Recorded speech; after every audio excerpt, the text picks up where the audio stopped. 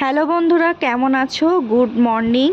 আশা করি সবাই খুব ভালো আছো। আরও একটি নতুন ব্লগে তোমাদেরকে অনেক স্বাগত জানাই। সকালবেলা ঘুম থেকে উঠে পড়েছি, তখন প্রায় 8টা সাড়ে 8টা বাজে। আজকে একটু লেট। চাও করে নিয়েছি। চাটা খাওয়ার পরে ছেলেকে বসিয়ে দিয়েছি খেলা করতে। আমাদের এক প্রতিবেশী ভাবি জানলা দিয়ে ওকে দেখতে পেয়ে একটু আদর করতে চলে এলো আর কি। ওকে আমাদের পাড়ার সবাই এমনিতে খুব ভালোবাসে।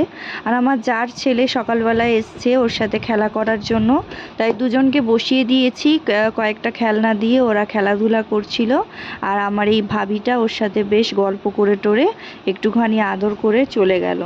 তো ওরা খেলছে, এদিকে আমিও একটু কাজ গুছিয়ে নেব। যেহেতু একজনকে পেয়েছে, তো আমার ছেলে চুপচাপ আছে, না হলে ওকে সারাদিন ওই কোলে নিয়ে বসে থাকতে হবে যতক্ষণ না ঘুমাবে। ঘুমালে তবেই আমার কাজ করা। তো ওদিকে ও খেলা করছে, আর সেই কারণে একটু ব্রেকফাস্ট রেডি করব। তো ডিম ফাটিয়ে তাতে পেঁয়াজ কুচে কাঁচা লঙ্কা কুচে রেখে দিয়েছি। এদিকে পাউরুটি কটা সেঁকতে বসিয়ে দিয়েছি।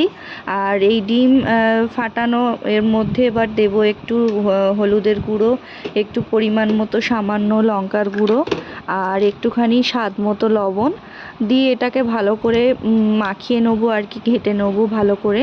পাউরুটিটাকে এর মধ্যে ভালো করে মাখিয়ে নিয়ে একটা কড়াতে আমি ডিম টোস্টটা করে নেবো আর কি।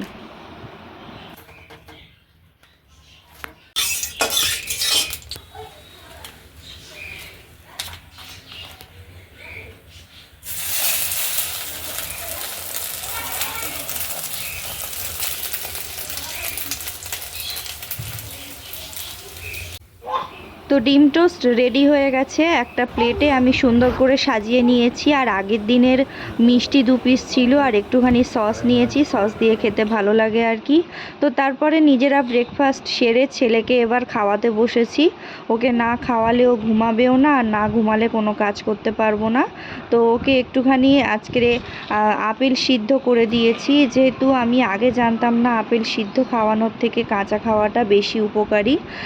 আমি এটা অনেক আগের ভিডিও, তাই তোমাদেরকে বলে দিচ্ছি, আমার মতো ভুল তোমরা করবে না। আপেল সবসময় যে কোনো ফল গরম করলে বা ফুটিয়ে খেলে সেগুলোর আসল গুণগুলোই চলে যায়, তাই কাঁচা খাওয়াই ভালো।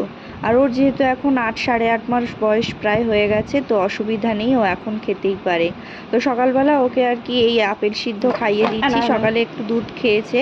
তো তারপরে একটুখানি লেবু, মোসাম্বি লেবু অল্প কুচি করে ওর জন্য রেখে দিয়েছিলাম, তো সেই কারণে ওটাও খাইয়ে দিলাম। দিয়ে ওকে ঘুমটুম পাড়িয়ে দিয়েছি। তো তারপরে চলে এলাম রান্নার কাছে। আজকে যেহেতু রবিবার, তো সেই কারণে একটু চিকেন রান্না করছি। চিকেন এদিকে বসিয়ে দিয়েছি।